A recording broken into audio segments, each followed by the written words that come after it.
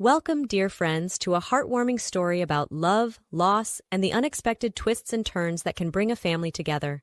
Enjoy the story. The harsh, fluorescent lights of St. Mary's Hospital's break room did little to soften Natalie Anderson's delicate features as she nervously twirled a strand of her chestnut hair around her finger. Her emerald eyes darted towards the door, anticipating the arrival of the man who had captured her heart and complicated her life beyond measure. As if on cue, Dr. Oliver Blackwood strode in, his broad shoulders filling the doorframe. His piercing blue eyes locked onto Natalie, and a smile played at the corners of his mouth. "Natalie," he breathed, closing the distance between them in 3 long strides. "I've been thinking about you all day." Natalie's heart raced as Oliver's strong arms enveloped her. She allowed herself a moment of weakness, burying her face in his chest and inhaling his intoxicating scent, a mix of expensive cologne and antiseptic. "Oliver," she whispered, reluctantly pulling away. "We can't keep doing this. What if someone sees us?" Oliver's brow furrowed, a flash of hurt crossing his chiseled features. "Why are we still hiding, Nat? I'm tired of sneaking around like teenagers. I want to shout from the rooftops that I love you." Natalie sighed, crossing her arms protectively over her chest. "You know why. I have Sophie to think about. She's still adjusting to the divorce, and if she found out I was dating her favorite doctor—" She trailed off, shaking her head. Oliver ran a hand through his salt and pepper hair, frustration evident in every line of his body. "Sophie's a smart kid. She'd understand. Hell, she might even be happy for us." "Or she might feel betrayed," Natalie countered. "Oliver, you're the head of pediatrics. You've been treating her asthma for years. What if she thinks this has been going on the whole time?" Oliver's shoulders slumped in defeat. He took Natalie's hands in his touch sending shivers down her spine. "I understand your concerns, I do. But Natalie, I can't keep living like this. I love you, and I want a future with you." Natalie's breath caught in her throat as Oliver dropped to one knee, fishing a small velvet box from his pocket. "Natalie Anderson, will you marry me?" Tears sprang to Natalie's eyes as she stared at the glittering diamond ring. Everything she'd ever wanted was right in front of her. A good man who loved her, security, a chance at happiness. But the image of her daughter's betrayed face flashed through her mind, and she hesitated. "Oliver, The break room door suddenly swung open, and both Natalie and Oliver jumped apart. Anna Chen, the bright-eyed young intern, burst in, her long black ponytail swinging behind her. "Dr. Blackwood, we need you in the ER, stat. There's been a multi-car pileup on the highway, and we've got incoming traumas." Oliver shot Natalie an apologetic look as he pocketed the ring and straightened his white coat. "We'll finish this conversation later," he promised, squeezing her hand before rushing out the door. Natalie slumped against the wall, her heart pounding. How had her life become so complicated? As a single mother and dedicated nurse, she'd sworn off relationships after her messy divorce. But then Oliver had swept into her life like a whirlwind, breaking down her carefully constructed walls with his charm, kindness, and unwavering support. Now, faced with the prospect of marriage, Natalie felt torn between her love for Oliver and her duty to her daughter. As she composed herself and prepared to return to her shift, she couldn't shake the feeling that her entire world was about to change, for better or worse. 2 days later, Natalie found herself in Oliver's spacious office, ostensibly to discuss a patient's case, but as soon as the door closed behind her, Oliver's professional demeanor crumbled. "Natalie, please," he implored, reaching for her. "I need an answer. I can't eat. I can't sleep. I'm going out of my mind wondering if you'll be my wife." Natalie's heart ached at the pain in his voice. "Oliver, I love you. You know I do. But there's so much to consider. Sophie, our careers, and—" She hesitated, biting her lip. "And what?" Oliver pressed, his intense gaze boring into her. Natalie took a deep breath. "And your past, Oliver. There's still so much I don't know about you. How can we build a future together when there are so many secrets between us?" Oliver's face darkened, and he turned away, staring out the window at the bustling hospital grounds below. For a long moment, silence hung heavy in the air. "You're right," he finally said, his voice barely above a whisper.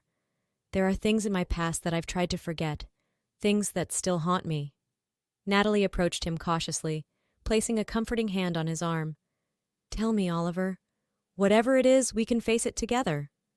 Oliver's shoulders sagged as he began to speak, his words coming out in a rush. It was 5 years ago. I was married to a woman named Rebecca. I thought we were happy, but... He swallowed hard. She was having an affair with my best friend. Natalie gasped softly, her heart breaking for the man she loved. When I confronted her, Oliver continued, she lashed out. She accused my father of sexual harassment, demanding a huge sum of money to keep quiet. It was all lies, of course, but the stress, it was too much for my dad. He had a massive heart attack. Tears welled up in Oliver's eyes, and Natalie instinctively wrapped her arms around him. Oh, Oliver, she murmured, I'm so sorry. The divorce was ugly, he went on. Rebecca took everything. But the worst part, after Dad recovered from the heart attack, he disappeared. Just vanished without a trace. I searched for months, hired private investigators. But, Oliver's voice broke. I never found him. Natalie's mind reeled as she processed this revelation. Suddenly, so many things about Oliver made sense. His dedication to his patients, his fierce protectiveness, his reluctance to open up about his family. Oliver, I had no idea, she said softly. Thank you for trusting me with this. Oliver turned to face her, cupping her face in his hands. Now you know everything, Natalie. All my demons, all my baggage. I'm not perfect, but I swear to you, I will spend every day of my life trying to make you and Sophie happy, if you'll have me. Natalie's heart swelled with love and compassion for this complex, wounded man who had laid his soul bare before her. She opened her mouth to respond, but before she could speak, a frantic knocking at the office door interrupted them. Anna burst in once again, her face flushed with urgency. Dr. Blackwood, Nurse Anderson, you're both needed in the ER immediately. We have a situation. As they hurried towards the elevator, neither Natalie nor Oliver could have imagined how this emergency would change their lives forever. The emergency room was a flurry of activity as Natalie and Oliver arrived. Nurses and doctors rushed back and forth, the air thick with tension and the metallic scent of blood. What's the situation? Oliver demanded, effortlessly slipping into his role as the authoritative head of the department. Anna fell into step beside them, her voice low and urgent. Male patient, approximately 60, 65 years old, found unconscious in an alley downtown. He's in bad shape, malnourished, dehydrated, multiple lacerations and contusions, but that's not the worst of it. What do you mean? Natalie asked, her nurturing instincts already kicking in. Anna's expression turned grim. He's homeless. 2 other hospitals already turned him away. They said they didn't have the resources to deal with someone like him. Oliver's jaw clenched, a fire igniting in his eyes. Not on my watch. Where is he? Anna led them to a curtained-off area where a team of nurses was working feverishly around a gurney. As they approached, the acrid smell of unwashed bodies and stale alcohol assaulted their senses. Natalie's heart clenched as she took in the patient's appearance. His matted gray hair and beard were caked with dirt and blood.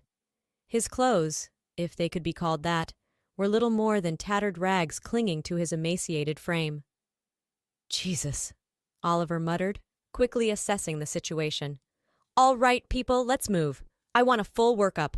Blood panels, tox screen, Connecticut scan. Check for internal injuries and signs of infection. And for God's sake, get him cleaned up. As the medical team sprang into action, Natalie noticed several of the nurses exchanging uneasy glances. She overheard one whisper to another. Great. Another junkie taking up space and resources. Anger flared in Natalie's chest. She stepped forward, her voice ringing out clear and firm. This man is our patient, and he deserves the same level of care and respect as anyone else who comes through those doors. Is that understood? The chastened nurses nodded, avoiding her stern gaze. Oliver shot Natalie a look of pride and gratitude before turning back to the patient. As he leaned in to examine a particularly nasty gash on the man's forehead, something made him pause. A flicker of recognition passed across his face, so brief Natalie thought she might have imagined it. Oliver? She asked softly. What is it? He shook his head, his brow furrowed in concentration. Nothing. It's just, there's something familiar about him. I can't quite put my finger on it. Before Natalie could press further, the patient's eyes flew open, wild and unfocused. He began thrashing on the gurney, his hoarse voice crying out incoherently. "He's going into shock!" Oliver shouted. "We need to stabilize him now!" As chaos erupted around them, Natalie caught fragments of the man's desperate ramblings. "Agnes! I'm sorry. My boy. Forgive me." She froze, her mind racing. Agnes? Why did that name sound so familiar? But there was no time to dwell on it. The mysterious patient's condition was deteriorating rapidly, and every second counted. The hours ticked by as Natalie, Oliver, and the medical team fought to stabilize their mysterious patient. Finally, as dawn broke over the city, his condition improved enough for them to move him to a private room in the ICU.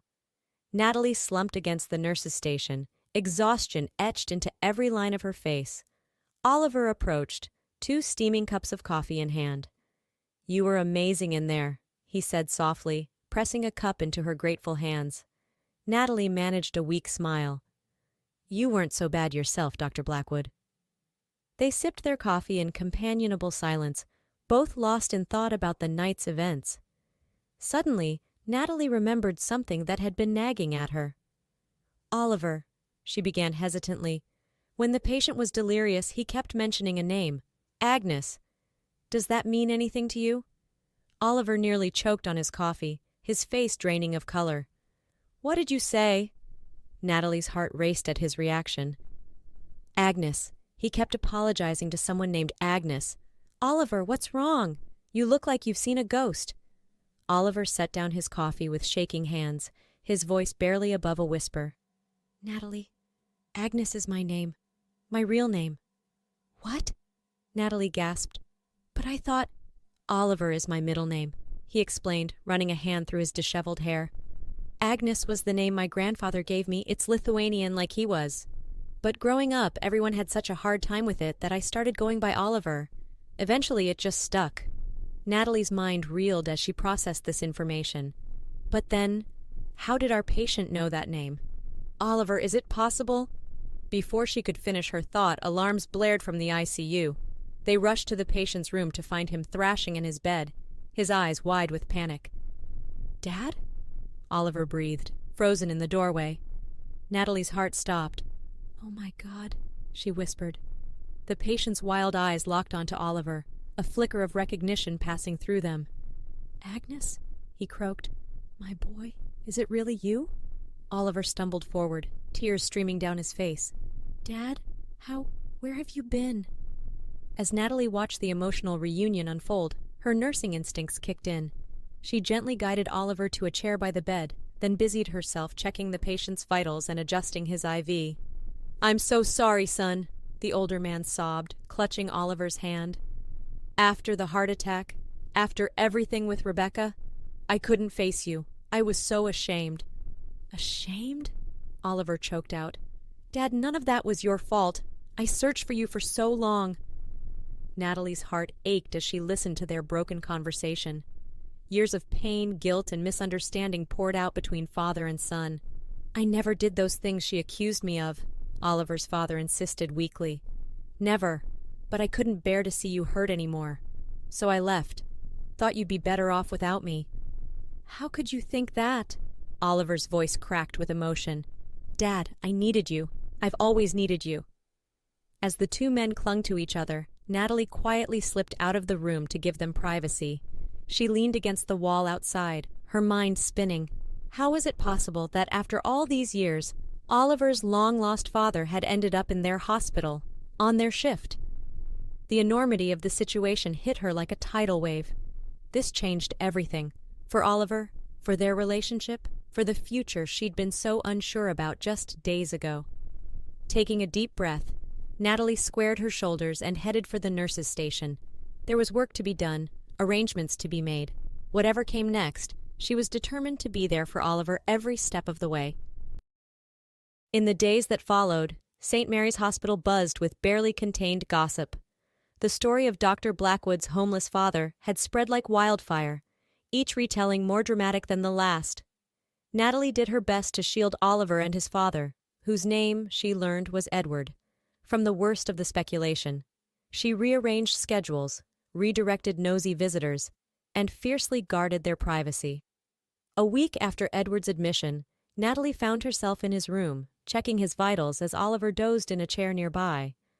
The older man's health had improved remarkably, though years of neglect and hard living had taken their toll. "You're very good to my boy," Edward said softly, his eyes twinkling with a hint of his son's charm. Natalie smiled, adjusting his pillows. "Oliver's a good man. He makes it easy." Edward nodded, his expression turning serious. "I've made so many mistakes, hurt him in ways I can never make up for. But seeing him with you, it gives me hope." Natalie felt her cheeks flush. "Oh, we haven't—" Edward chuckled weakly. "My dear, I may be old, but I'm not blind. The way he looks at you, that's love if I've ever seen it." Before Natalie could respond, a small voice piped up from the doorway. "Mom, is that Grandpa Edward?" Natalie whirled around to see her daughter Sophie peeking into the room. Her heart leapt into her throat. "Sophie, what are you doing here? You're supposed to be at your father's this weekend." Sophie shrugged, her curly pigtails bouncing. "Dad had to work, so he dropped me off. Nurse Anna said I could come up." Her curious gaze landed on Edward. "Are you really Dr. Oliver's dad?" Edward's face lit up at the sight of the little girl.